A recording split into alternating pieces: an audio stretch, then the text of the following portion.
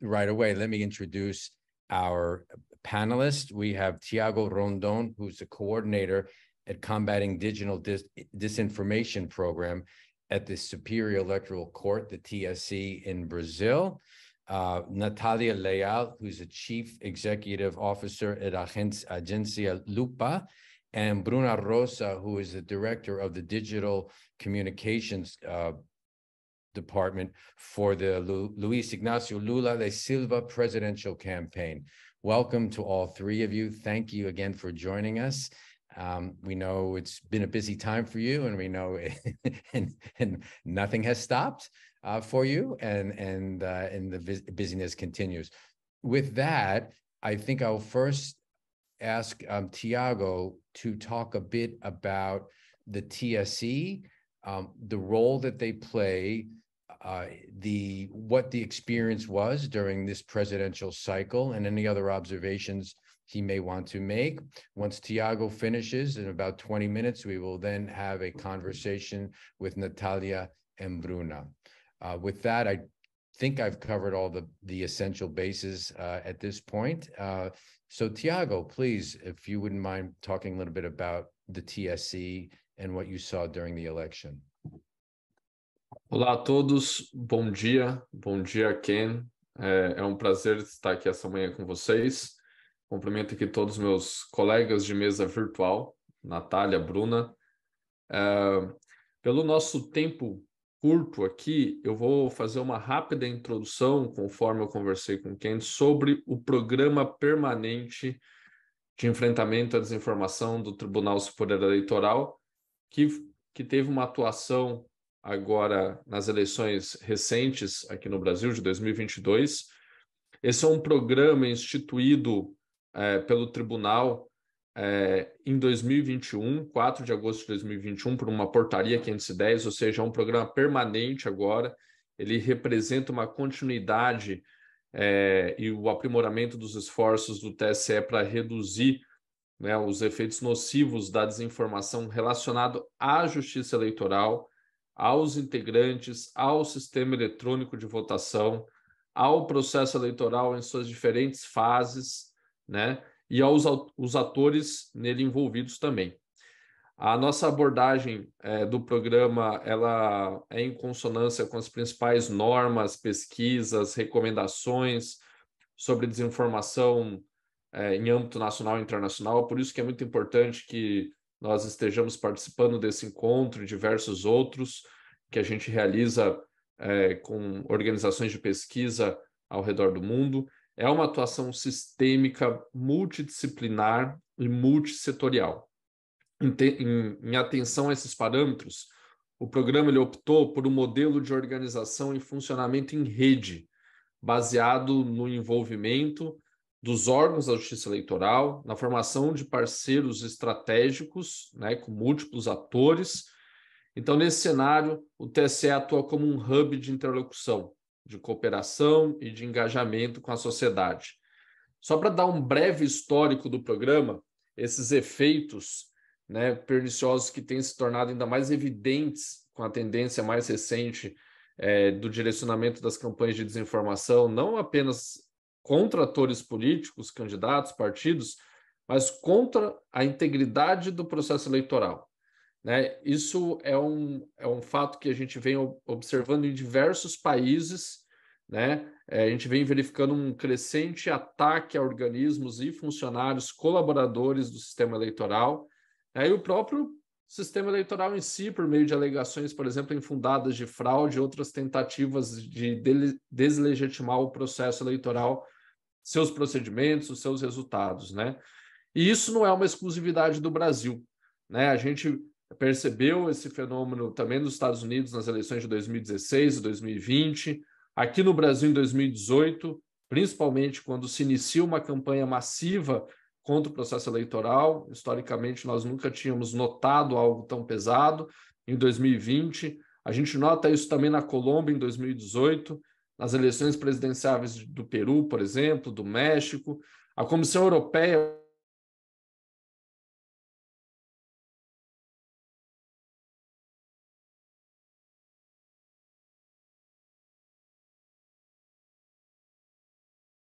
Yeah, let's see if we can get him back.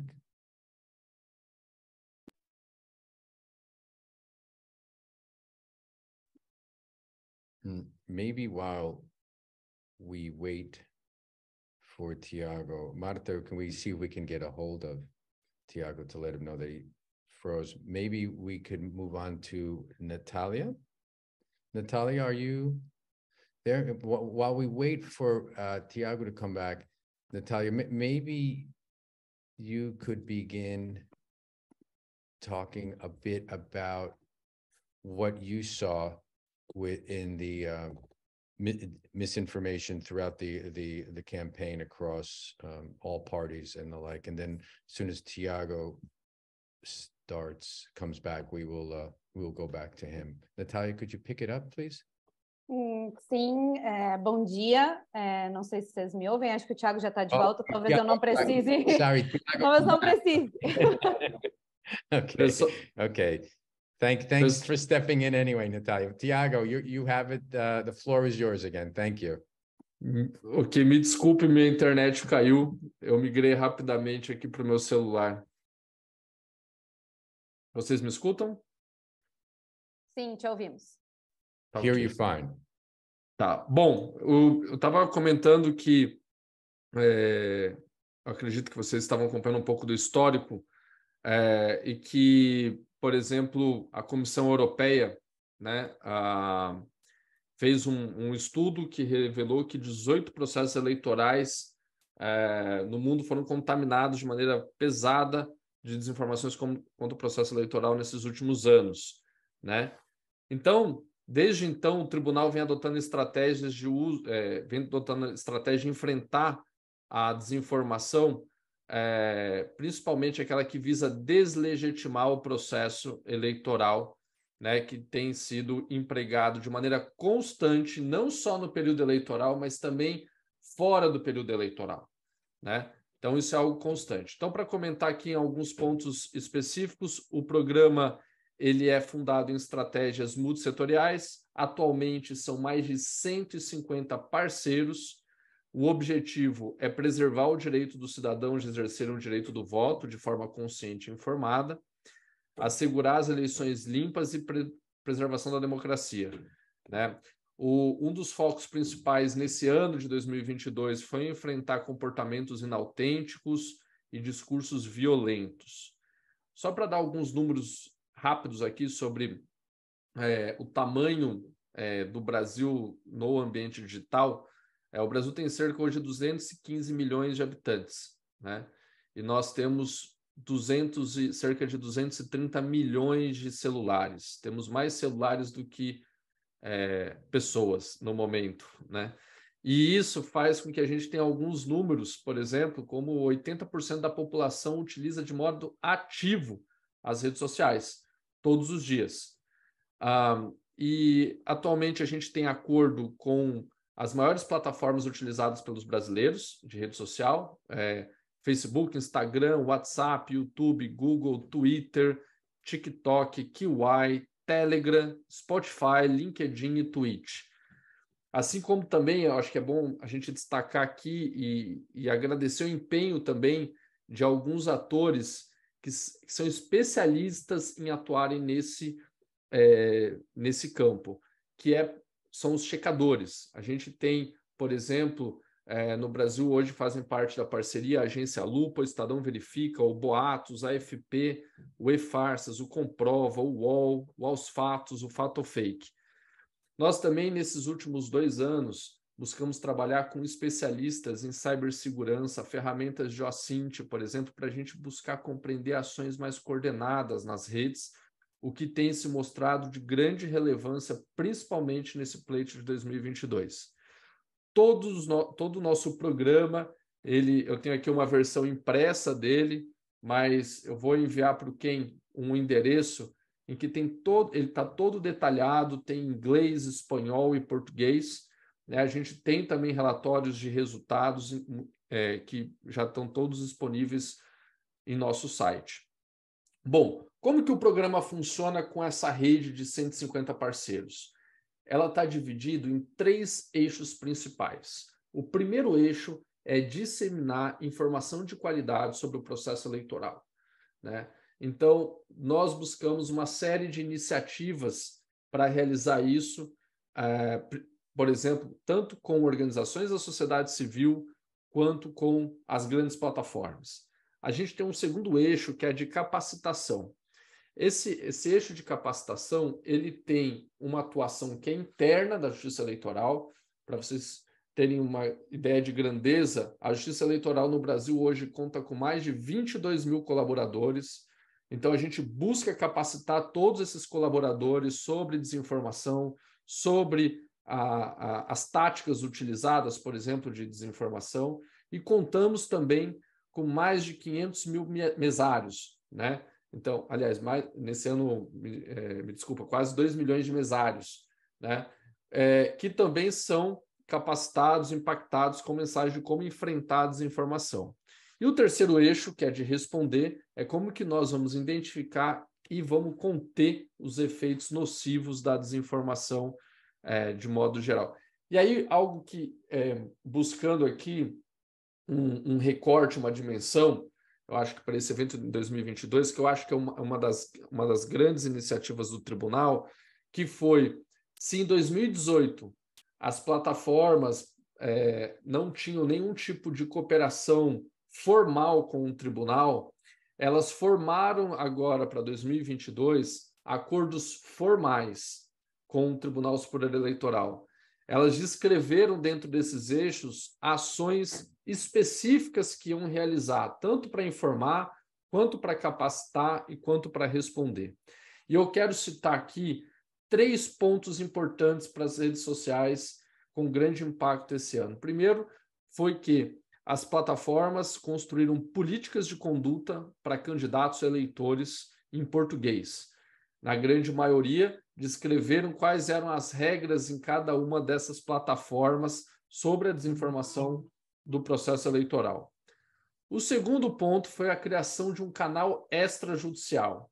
O que isso significa na prática? As plataformas elaboraram um canal rápido de resposta para o tribunal, com equipes dedicadas para o Brasil, onde nós enviávamos um alerta para as plataformas dizendo o que estava ocorrendo e para que elas tomassem as decisões com base nas suas próprias políticas. E o terceiro ponto foi inovar dentro dos produtos para que a informação de qualidade, por exemplo, pudesse chegar para os eleitores, né? Eu acho que eu queria aqui colocar aqui alguns destaques de modo bem rápido. No WhatsApp, por exemplo, a gente criou um canal de comunicação que hoje é o maior chatbot do mundo no WhatsApp do Tribunal Superior Eleitoral, e que não só é o maior em número de usuários, mas também em número de notificações. A gente tem milhões de brasileiros recebendo notificações diretamente do WhatsApp.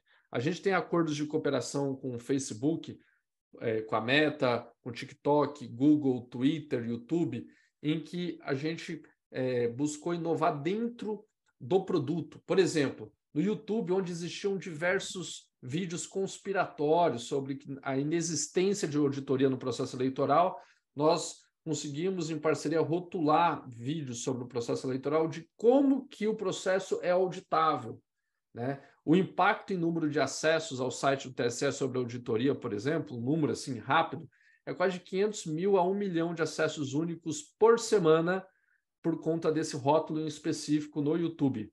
Assim, a gente tem, por exemplo, na Meta, a gente teve algumas iniciativas como atualização atualização do título de eleitor, em que a gente colocou um megafone, por exemplo, em conjunto com a Meta, em que impactou mais de 100 milhões de visualizações.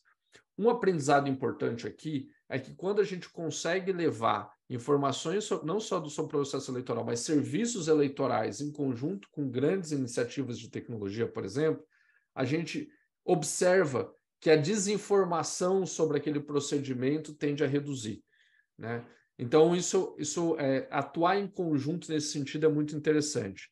Nós também tivemos um acordo inovador com o Telegram esse ano, né, que a gente construiu um canal dentro do Telegram oficial, em que a gente observou também o compartilhamento de mensagens sobre o processo eleitoral dentro do Telegram, que era um espaço em que a gente não observava conteúdo de qualidade sobre o processo eleitoral de um modo geral. Então, aqui eu quero colocar algumas preocupações rápidas para a gente começar a nossa conversa, Ken, que eu acho que é o seguinte: aqui em 2022, a gente tinha algumas preocupações grandes com as plataformas. A primeira era a falta de estrutura no Brasil de equipe e tecnologia para lidar com o português. A segunda era a política de conduta mesmo. A gente observava que em 2018 as políticas de conduta, por exemplo, citavam exemplos de eleições dos Estados Unidos, vamos supor, e não sobre o procedimento brasileiro dentro do nosso contexto. Falta dados de maneira geral para pesquisadores, atores nacionais, falta transparência na moderação de conteúdo de maneira geral, inovação nos produtos. A gente tem uma preocupação grande que a gente viu em 2022 com muita força, que é a desinformação multiplataforma, ou seja, atores profissionais começam a buscar uma brecha de espalhar pequenas porções de conteúdo ou ações em diversas plataformas para que eles não estejam infringindo totalmente a política de uma plataforma, de estar muito ali borderline dentro das políticas, né, de uma plataforma específica, de maneira específica. E a gente observou que a desinformação, essas informações de incitação a condutas violentas, foi um problema a ser enfrentado esse ano, de estarem dentro de uma linha muito tênue. Então, por exemplo, o debate sobre intervenção militar no Brasil, né? Esse era um debate que, para algumas plataformas, no início da campanha, se mostravam como liberdade de expressão, e depois, no decorrer do processo eleitoral, parece que algumas das plataformas começaram a alterar suas próprias políticas, dizendo que isso sim era um motivo de incitação à violência, né? Alteraram suas próprias políticas nesse sentido. Então, trabalhar com as políticas das plataformas durante o processo eleitoral foi muito importante. Um outro exemplo que talvez eu acho que vale muito compartilhar para fora: no Brasil, a gente tem os resultados das eleições, por exemplo, em questões de horas. Quando as pessoas param de votar às 5 horas da tarde, antes da meia-noite, os resultados elas estão declarados. E a gente fez um trabalho específico com as plataformas para que elas atualizassem suas políticas na noite de domingo. Por quê? Porque as alegações de fraude, elas deveriam contemplar já um resultado, por exemplo, oficial do tribunal. Então, a gente realizou capacitações com as equipes de policy das grandes plataformas para descrever como que os resultados eram oficializados e como que eles eram declarados no Brasil. Isso foi muito importante para as atuações de alegação contra os resultados, por exemplo, do processo eleitoral. E por último, que eu sei que o nosso tempo aqui já está estourando, Ken, eu acho que foi a construção de um sistema de alerta onde nós ofertamos um sistema para que qualquer eleitor pudesse denunciar para o Tribunal Superior Eleitoral alguma desinformação sobre a integridade das eleições. Nós construímos uma equipe dentro do tribunal, um grupo de análise, que analisava esses contextos e encaminhava rapidamente para as plataformas. Nós, em momentos críticos e no dia da eleição, a gente buscava atuar em casos críticos em até 1h30. Nós conseguimos atuar com desinformações preocupantes nos dias das eleições, posso te dizer aqui, em cerca de 15 ou 30 minutos, em casos mais graves, principalmente com incitação à violência, que foi a nossa grande preocupação dessas eleições. Mas é isso, Ken. Eu sei que o nosso tempo está curto aqui, não quero tomar mais o espaço, eu fico aberto para perguntas e vou deixar um link aqui que tem uma série de informações sobre o que fizemos esse ano e relatórios que vão sair agora já no começo do ano para acompanhar esse site do Programa de Enfrentamento à Desinformação do TSE.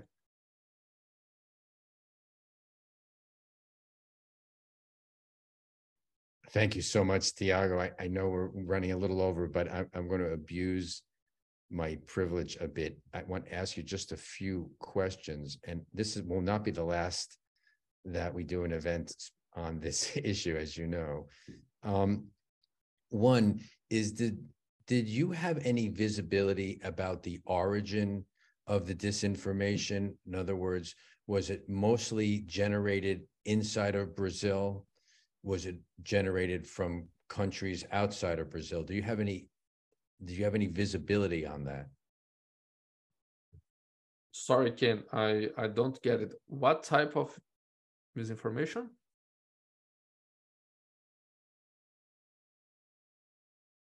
Sorry, I didn't get the interpretation on that. Maybe I can help it. Yes, Natália, Thiago, please. o Ken perguntou se vocês têm alguma ideia se a maior parte da desinformação que a gente observou durante a eleição foi gerada de atores dentro ou fora do Brasil, se há outros países envolvidos na geração de desinformação sobre a eleição brasileira. Ok. Essa é uma pergunta bem complexa, Ken, pelo seguinte, eu vou colocar aqui 3 pontos para responder sobre questões de interferência estrangeira, que é um tópico muitas vezes abordado.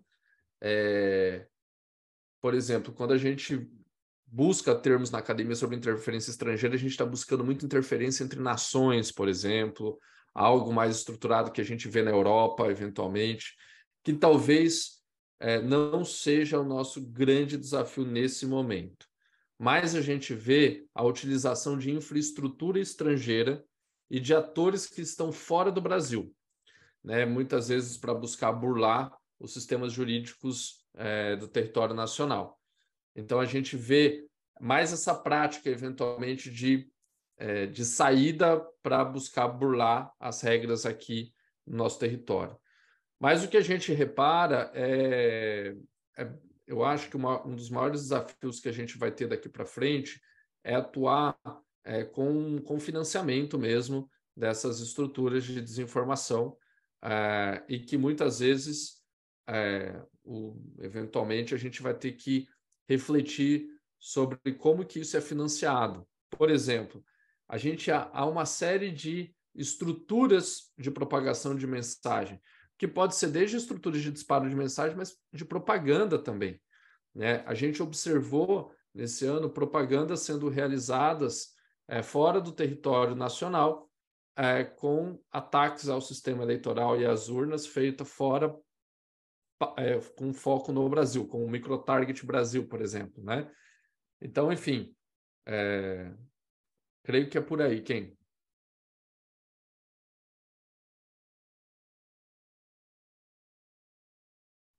Thank you, Tiago. I'm going to squeeze one more question. Well, maybe it's 1.5. First of all, do you continue monitoring disinformation until the inauguration on January 1st, or are you not allowed to continue to do that? Or do you continue to monitor it every day of the year, 365 days a year?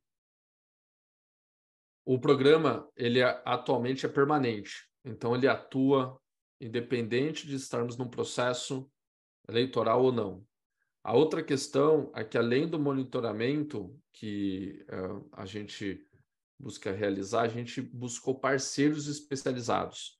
Nós temos parceiros especializados por tipo de desinformação e tipo de plataforma. Então, por exemplo, a gente tem parceiros que se especializaram em WhatsApp, nós temos parceiros que se especializaram em QI, a gente tem que se especializaram em comportamento inautêntico, em ações de cabeça de rede, por exemplo, com influenciadores. Então, o importante, o grande aprendizado que nós tivemos aqui é que, no lugar de investir numa ferramenta de monitoramento própria, a gente construiu uma rede de atores e pesquisadores e organizações que atuam com monitoramento no Brasil. Isso é o mais importante. E nós precisamos fomentar atores nacionais por exemplo, aqui no Brasil, imagina em qualquer lugar do mundo, que atuem com isso. Então, de um lado, é o financiamento e a viabilidade desses atores, e na outra ponta, a gente precisa buscar dados e transparência das plataformas, né? Creio eu que vai ser um assunto muito importante para o ano que vem, que possa surgir em debates, por exemplo, de eventuais regulamentações sobre as redes sociais, né, as mídias sociais.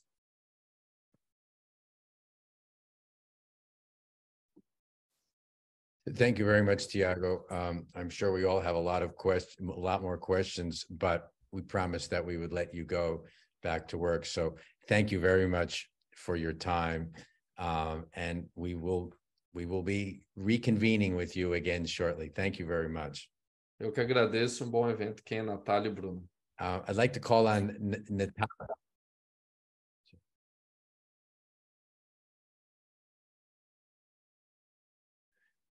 Natalia, if I may call on you now, you one of the keenest observers and monitors of what's gone on in disinformation in Brazil.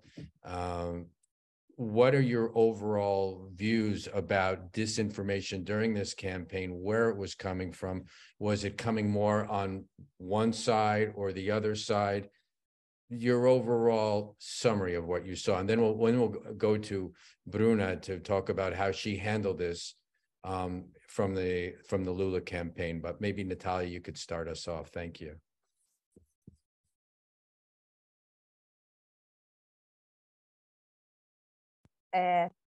Me ouvem, né?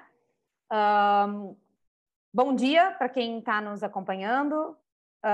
Obrigada pelo espaço. Bom, a gente viu, de maneira geral, assim, né, a desinformação sendo um ponto muito central nessa eleição de 2022. A gente já esperava isso a partir até do que o Tiago mencionou aí, de que a gente tem estudos que mostram que a desinformação ela influenciou várias eleições ao redor do mundo desde 2016, quando a gente começou a falar sobre esse tema, né? E isso começou a ser um ponto muito discutido em diferentes sociedades. Então, a gente teve no Brasil, em 2022, a desinformação como um ponto central de todas as campanhas, né? Acho que todas as campanhas políticas elas se envolveram de alguma maneira no combate à desinformação, mas também fizeram uso dessa desinformação como estratégia, o que não é uma novidade para a gente que observa, que acompanha campanhas políticas há muito tempo e sabe que o marketing político tem na desinformação também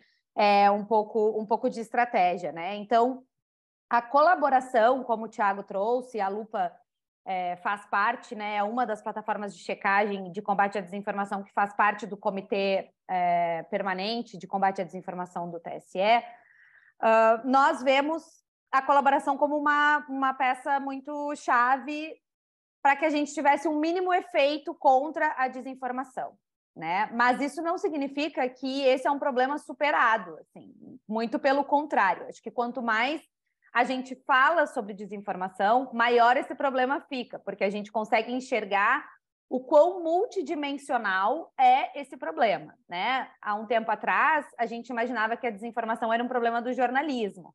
Hoje, a gente já enxerga como um problema da sociedade, uma mudança de paradigma no consumo de informação por parte das pessoas, que envolve uma mudança de costumes, né?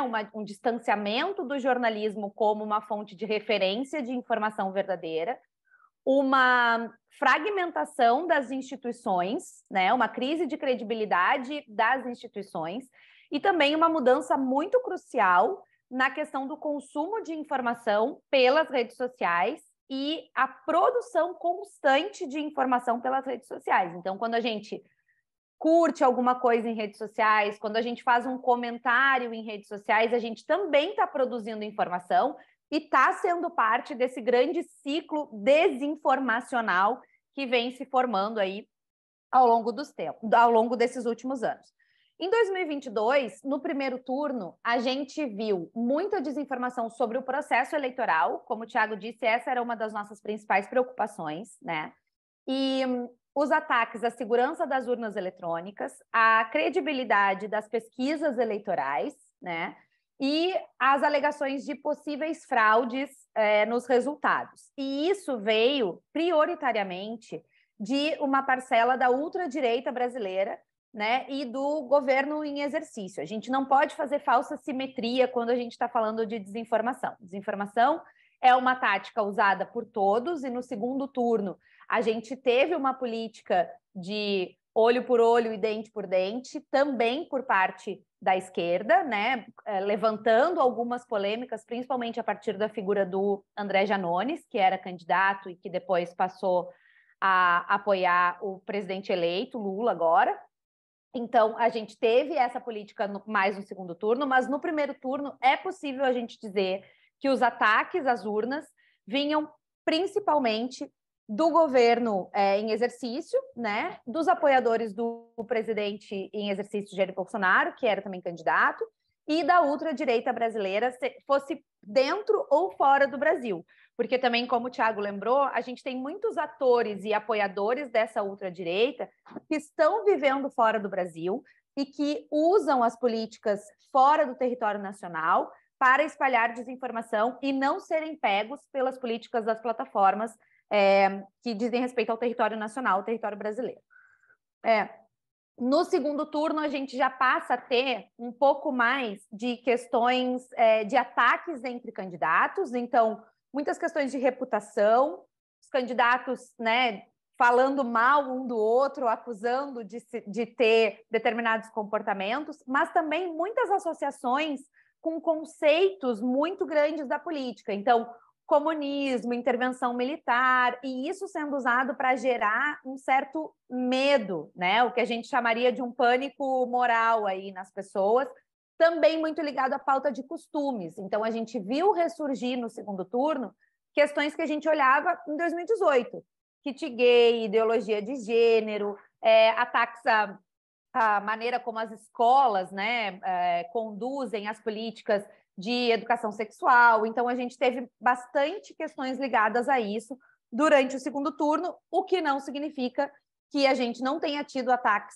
às urnas e aos resultados, até porque no caminho para a eleição, né, ao processo do segundo turno, a gente teve uma resolução do Tribunal Superior Eleitoral para retirar com mais agilidade das plataformas desinformação, né, comprovada, e isso estava muito ligado a uma preparação para um possível questionamento dos resultados. Então, nós, checadores, né, especialistas em combate à desinformação, que atuamos com isso há quase 10 anos, a gente viu muito essa resolução do TSE como uma preparação para que, em caso de questionamento dos resultados, se pudesse tomar alguma atitude, né? Exigir que as plataformas retirassem conteúdos do ar e etc. Então, essas foram, assim, numa visão geral, o que a gente mais enxergou durante essa eleição.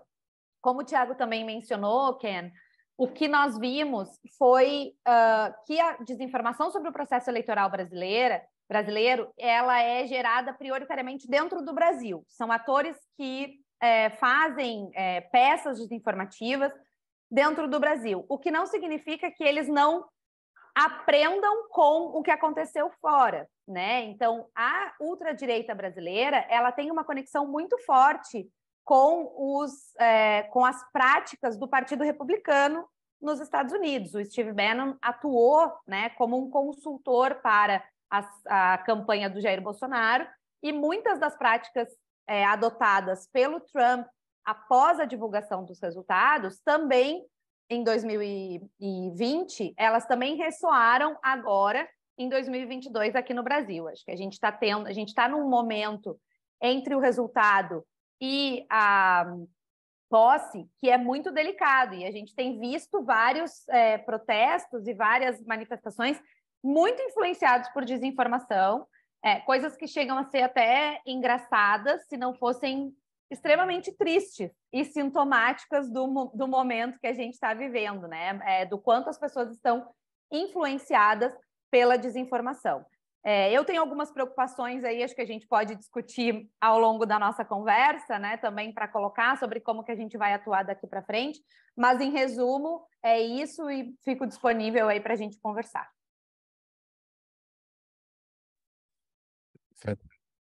Thank you, Natalia. Yeah, it seems to be one of the exports from the U.S. these days, certainly from the Republican Party.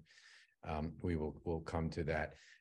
Bruna, thank you so much for being patient and waiting for us to come around to you. I think it's a good time now for you to talk about how you dealt with all of this. As Natalia said, not only did you have the issues of the campaign, misinformation coming at you, you had misinformation about the integrity of the electoral process coming at you, and now you are still dealing with it a little bit, as Natalia had just spoken about post-election. So perhaps, Bruna, you could help us, and I know Bruna has some slides, so maybe if we could bring up those slides now. Marta, do you have those? There we go. Okay, Bruna. Obrigada, Ken. Obrigada, Marta. Bom dia a todos. Agradeço o convite, a participação. Tenho cada vez mais certeza que o problema das fake news e da desinformação, ele é um problema social e global. Então, trocar boas experiências e estar em conexão com diversas iniciativas é o primeiro passo para a gente atuar, porque ter sucesso é um pouco mais complicado. Mas eu venho aqui apresentar um pouco da nossa jornada na campanha que acabou de acabar. Inclusive, eu estou, nesse momento, falando da nossa casa de campanha. A gente ainda não entregou, vai entregar nos próximos dias. Marta, se puder caminhar, por favor, para o próximo slide. O próximo. Bom, vou começar apresentando, né? Eu sou a Bruna Rosa, eu coordenei a campanha digital do Lula na presidência, e a campanha digital tinha uma série de iniciativas, mas eu vou falar especificamente sobre o Verdade na Rede, que é a nossa iniciativa de combate às fake news. Pode passar o slide, por favor, Marta.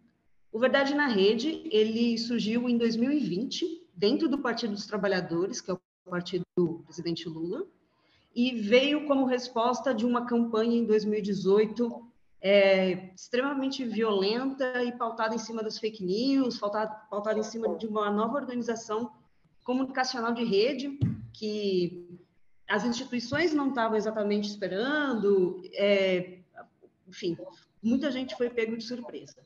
Então, em 2020, o Partido dos Trabalhadores me convidou para escrever um projeto de combate à desinformação, fiz o Verdade na Rede, nós aplicamos ele durante a campanha municipal de 2020, e as cidades que aplicaram o método que a gente desenvolveu foram as cidades que tiveram melhor sucesso no combate às fake news nas eleições de 2020. Então, baseado nisso e também em outras experiências anteriores, de outras campanhas nossas, eu coordenei a campanha da Dilma de 2010 e a Dilma de 2014 também, a gente retomou o projeto Verdade na Rede em 2022, como um braço extremamente importante da nossa estratégia de comunicação digital. Pode passar o slide, Marta, por favor. Eu vou apresentar para vocês um pouco dos eixos que a gente se estruturou para poder fazer esse enfrentamento, né? Bom, primeiro ponto, a gente focou no engajamento e na mobilização.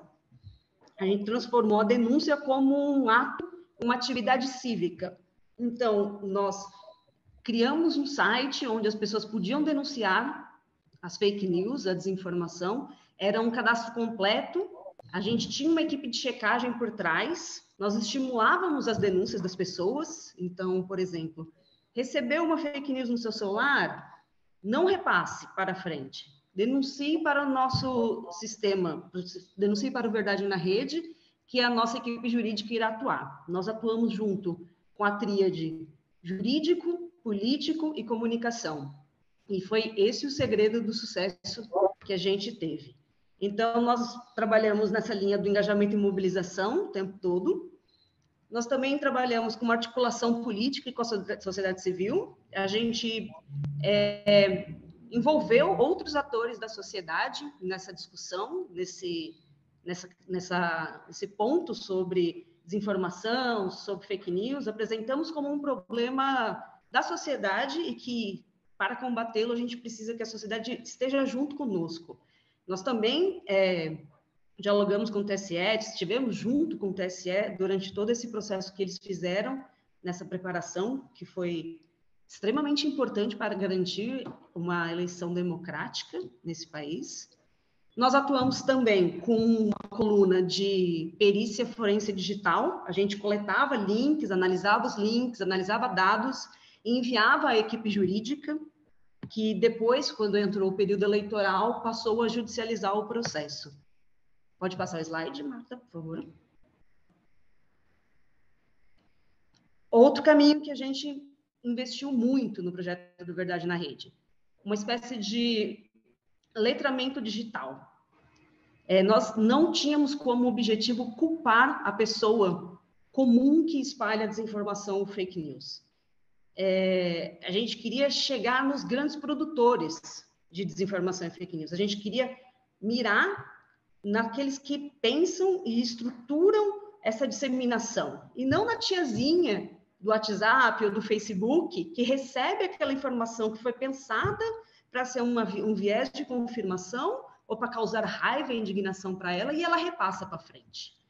Então, a gente investiu muito num processo de, entre aspas, alfabetização digital, de explicar, num primeiro momento, para a base militante do Partido dos Trabalhadores e depois um arco maior da sociedade civil, de como identificar uma fake news, como combater, como poder se engajar nesse processo de garantir que a pessoa possa ter uma escolha por uma informação de qualidade, onde ela possa decidir o que fazer, e não apenas ser um receptor de uma mensagem manipulada e depois passar para frente. E, por fim, a gente investiu num caminho de desconstrução e de exposição. A gente fazia vacinas sobre os principais assuntos das quais a gente recebia denúncias e também o nosso monitoramento apontava, e expunha os principais mentirosos. Expunha aonde? Expunha no nosso site, no site do Lula, nas redes sociais do Lula, e fazia esse processo de exposição dos grandes mentirosos. Pode passar, Marta, por favor. Um pouquinho dos números, e eu também vou encerrar a minha apresentação daqui a pouco.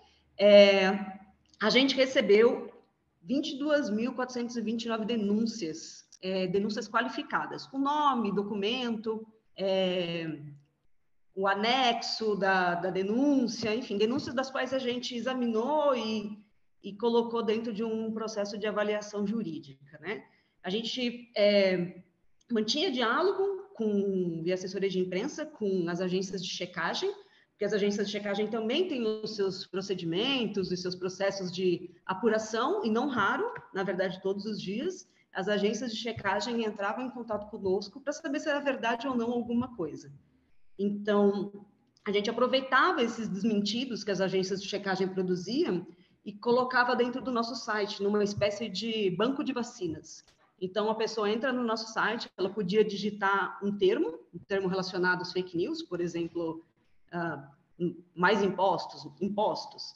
E aí, esse banco de vacinas vai trazer todos os desmentidos das diversas agências de checagem, essas das quais tem parceria com o TSE, listadas.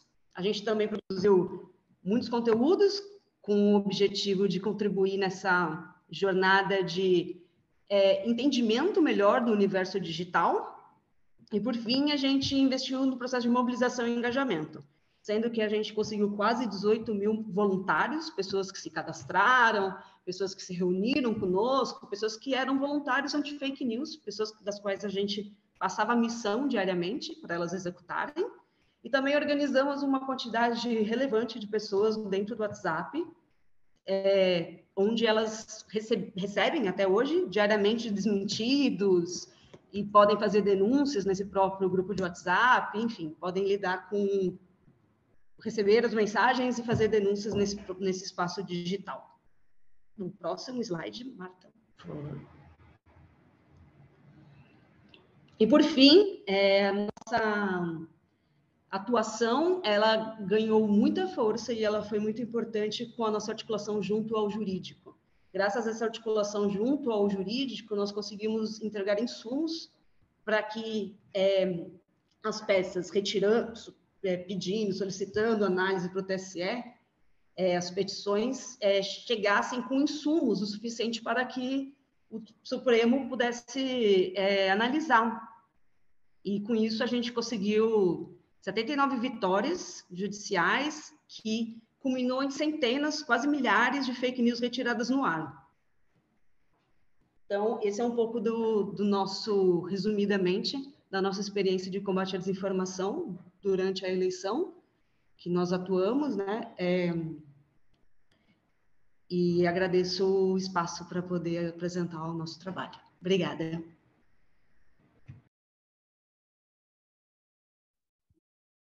Bruna, thank you very much.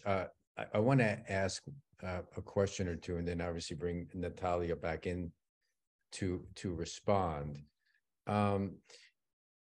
Obviously you emphasized the legal route that you took to combat, but a lot of this fake news happens very, very quickly, and judicial process isn't so quick, or it can be quicker in this case. What did you do, as we say, in real time or immediately to try and counteract? I know you said you put things on your website, but did you immediately put out the truth on something, or your version of it on WhatsApp messages and across the various platforms? How did you coordinate that?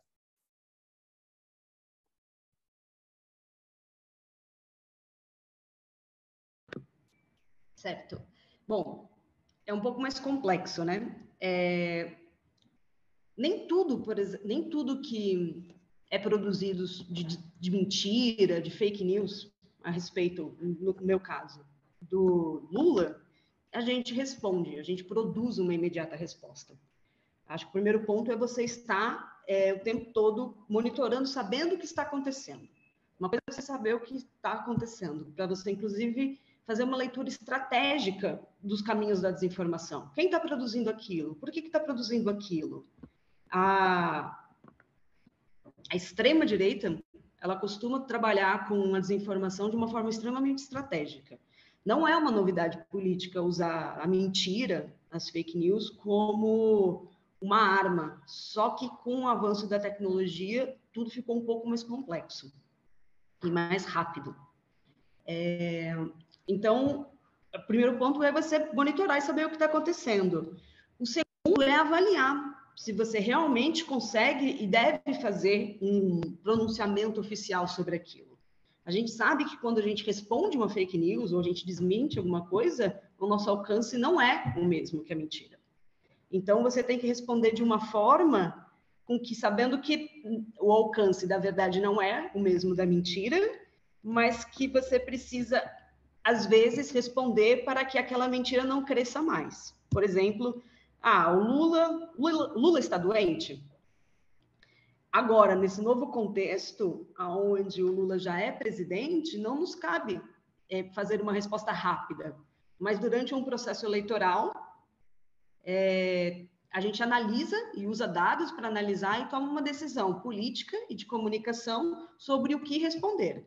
Aí nós respondemos, a gente tem uma tendência a responder produzindo sempre um link para poder alimentar também Google, os buscadores, gerar tráfego. A gente tenta sempre fazer um trabalho de SEO para conseguir estar nos buscadores lá em cima, né? Durante o período eleitoral, nós também trabalhamos com mídia paga, então a gente comprava as principais palavras-chave que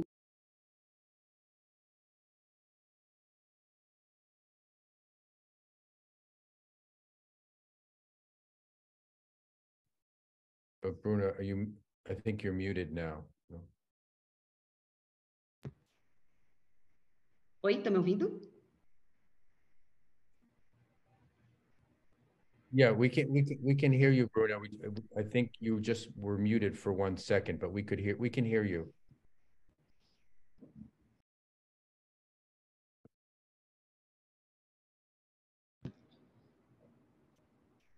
Ok, então, não sei se eu respondi, mas é isso, é uma avaliação que você tem que fazer para também não ampliar as fake news contra você. Mas a partir da tomada da decisão de responder, a gente usa todas as ferramentas disponíveis dentro desse universo digital. Right. Thank you. Okay, so I want to ask you this question, but I'll bring Natalia back in on this. It sounds to me that there's a lot of faith. You're muted. You are muted. There's a lot of faith put in. It sounds to me like there's a fair amount of faith that you feel that the Lula campaign certainly felt, maybe generally, on the ability of the TSC, the honest attempt, the good attempts, and the effectiveness to a degree of TSC to control this, not completely, but that it's a good thing that it exists, and it's a good thing that it does act as a bit of a check on some of the fake news. Is that your impression as well, Natalia? In other words, it's a whole lot better that TSC exists and does the work they do than, like in many countries, where there's no equivalent to TSC. Eu acho que sim, a gente tem, assim, de 2018 para 2022, muitos avanços no combate à desinformação, muitos novos atores contribuindo, mas a gente precisa ter muito cuidado sobre o que é combate à desinformação do ponto de vista do jornalismo e do caráter que o jornalismo tem como um acessório para a qualificação do debate público, uma ferramenta para a qualificação do debate público, e o que é combate à desinformação como estratégia de marketing político e de public relations e comunicação direcionada, que também pode ser interpretado como um tipo de manipulação. Então, são coisas muito diferentes o que faz o TSE e o que faz uma campanha, muitas vezes com foco em promover os seus próprios objetivos ou em trabalhar a sua própria imagem, e o que fazem as plataformas de combate à desinformação, que são prioritariamente jornalísticas, como é o caso da Lupa. A Lupa trabalha com padrões muito altos de transparência da sua própria metodologia, transparência das fontes que são usadas para fazer as checagens, para fazer as verificações, transparência das suas fontes de financiamento, ou seja, de onde vem o dinheiro que paga o salário dos jornalistas da Lupa, né? E onde é aplicado esse dinheiro. A gente trabalha com um padrão altíssimo de apartidarismo, ou seja, nós checamos todos os espectros políticos, não fazemos falsa simetria, sabemos que atualmente a desinformação ela vem muito mais de um campo político do que de outro, mas nós checamos todos e não usamos a checagem para promover uma determinada narrativa ou esconder outra narrativa. E temos uma política de correção muito ampla e aplicada sempre, buscamos corrigir os nossos erros rapidamente, sempre admitimos quando estamos errados e por que erramos e como corrigimos. Então, esses são os padrões de combate à desinformação alinhados ao jornalismo. A Lupa não faz só jornalismo, a Lupa faz educação midiática, faz projetos especiais com novos produtos, etc. Mas num momento de atuação na eleição, a gente trabalha prioritariamente com jornalismo, seguindo esses padrões. Quando a gente olha, essa é uma das minhas principais preocupações para a partir de agora, né? Como que vai se dar esse combate à desinformação, que vem também dessas instituições, porque muitas vezes, no caso do TSE, por exemplo, apesar de nós termos uma rede muito sólida, né, e de apoio mútuo, ou seja, os checadores ajudam o TSE e o TSE ajuda os checadores, em muitos momentos nós tivemos atraso nas respostas, nós não conseguimos ter um contato amplo para que eles nos dessem as informações que eram necessárias de uma maneira transparente para fazer a checagem. E, em muitos momentos, interpretamos que há uma instrumentalização do trabalho do fact-checking com vistas a um fortalecimento de imagem do próprio TSE, e isso ocorre em outras frentes também. Então, a gente precisa separar muito bem o que é uma coisa e o que é outra, mas, nesse momento, a desinformação ela é um assunto tão presente no nosso dia a dia que eu vejo como válida toda a iniciativa que tente combater a desinformação. E se nós não tivermos iniciativas como tivemos durante a campanha, por parte do TSE, seja por parte das campanhas, a gente tende a ter um problema muito maior do que temos hoje. Mas a gente também precisa ficar muito atento para que iniciativas desenvolvidas com o objetivo de fortalecimento de imagens específicas, né, imagem no sentido de marca, não sejam interpretadas como iniciativas de combate à desinformação do ponto de vista jornalístico.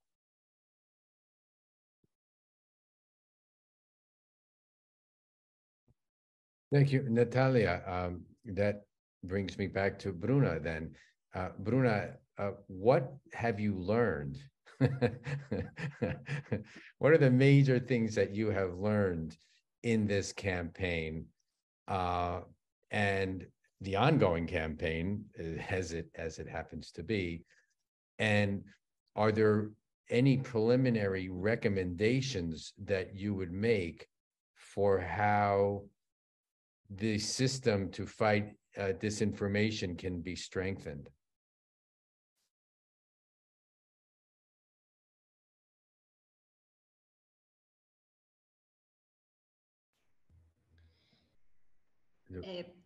Acho que foi a minha companheira de sala virtual, a Natália, Bruna, did you hear the question? Comentou sobre a importância, né, de ter iniciativas que discutam isso, porque a gente está num momento onde o problema da desinformação e fake news na sociedade, ela é gigante, faz parte do nosso dia a dia, então também nós podemos aproveitar esse momento para educar as pessoas a conseguir consumir informação de uma forma mais segura, digamos assim.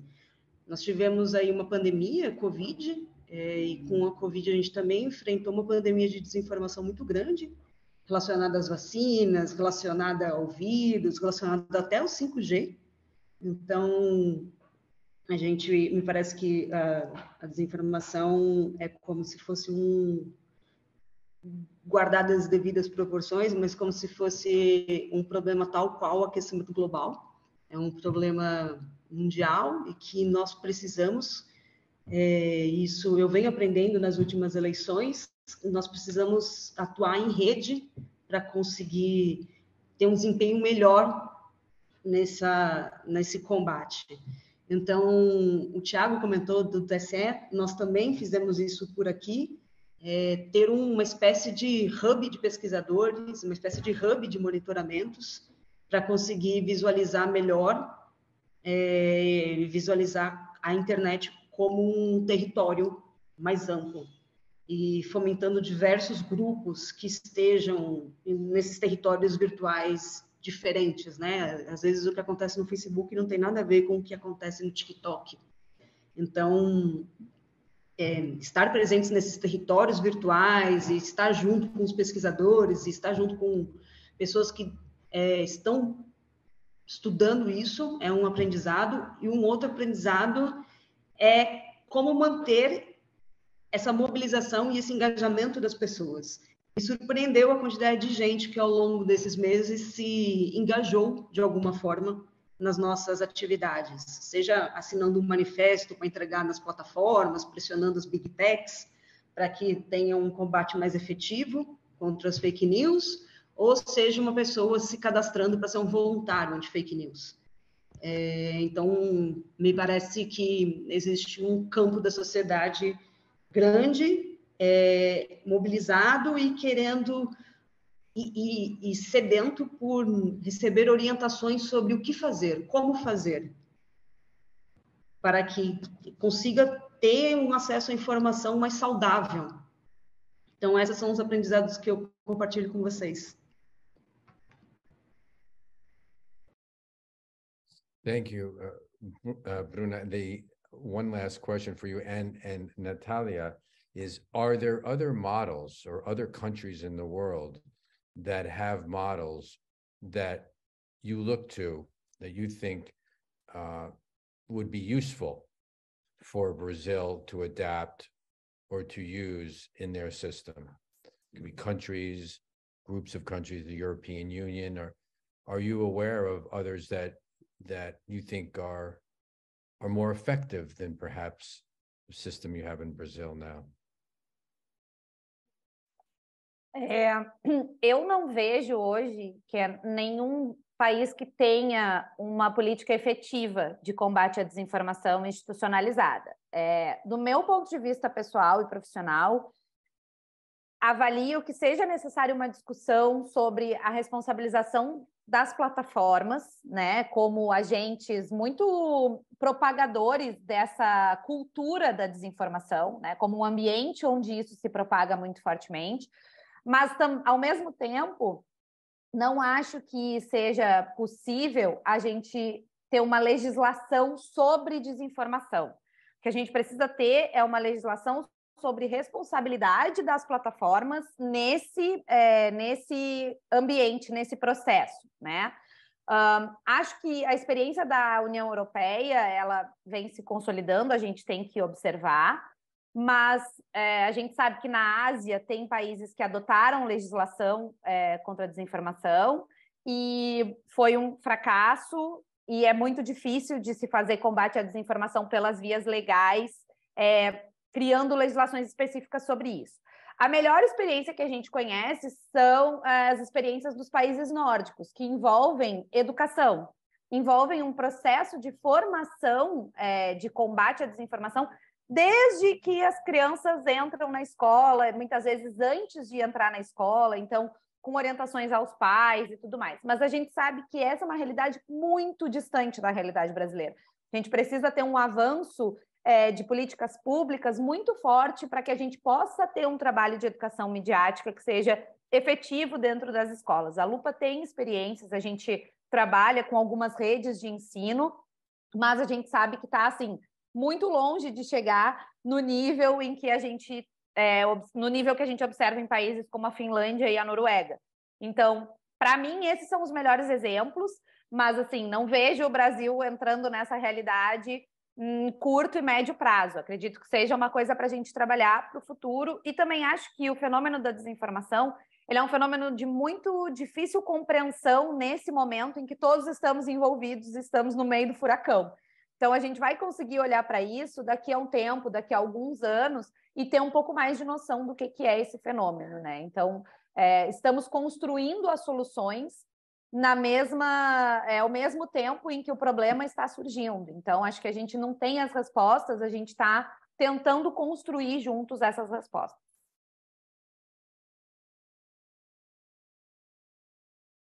Thank you, Natalia.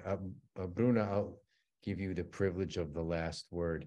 As I understand, Tiago, the mandate of TSE and his mandate is 365 days a year, every year. As you go forward, and you're dealing with issues right now, as has come up, will you continue to look to the TSE and the disinformation branch to file claims or to use when you think that there's rhetoric that's disinformation? Or do you see that as once January 1st happens, you really won't be interacting with the TSE in any way?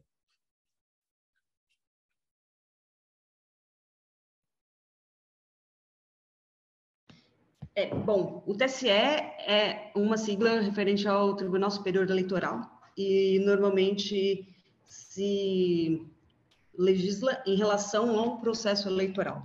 Inclusive, do ponto de vista jurídico, o combate à desinformação ela ganha uma velocidade melhor e mais necessária durante a corrida eleitoral, que o processo tramita em outro tempo.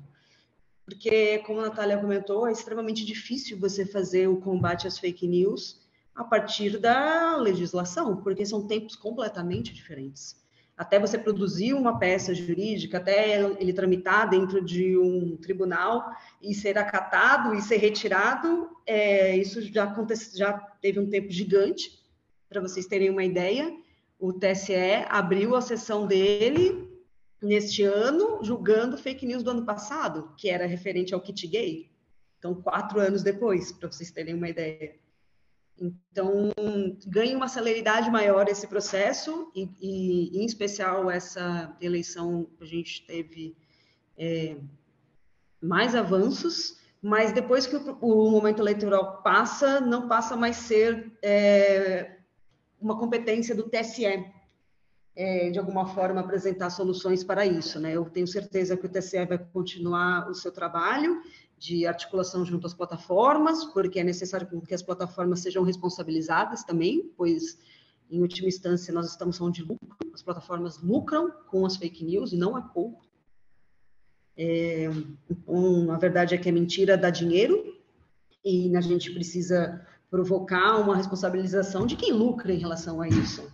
E também isso é um papel do TSE, assim como a articulação que eles vêm fazendo com os outros parceiros. Mas agora, no nosso caso, ganha outros contornos o combate à desinformação.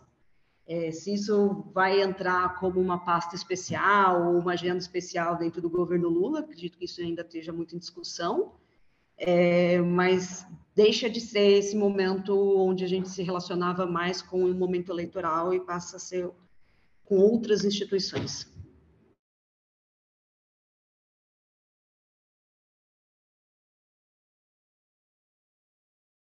Thank you, Bruna. I've abused everybody's time. It's been over an hour.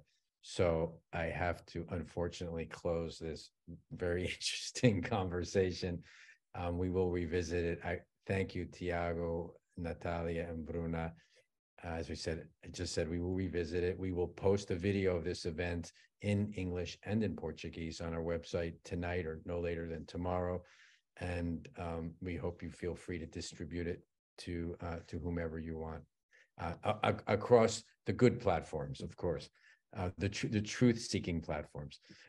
Thank you very much for your time. Thanks to everybody who joined us, and we look forward to seeing you again at our next event. Bye-bye. Obrigada. Tchau, tchau. Thank you.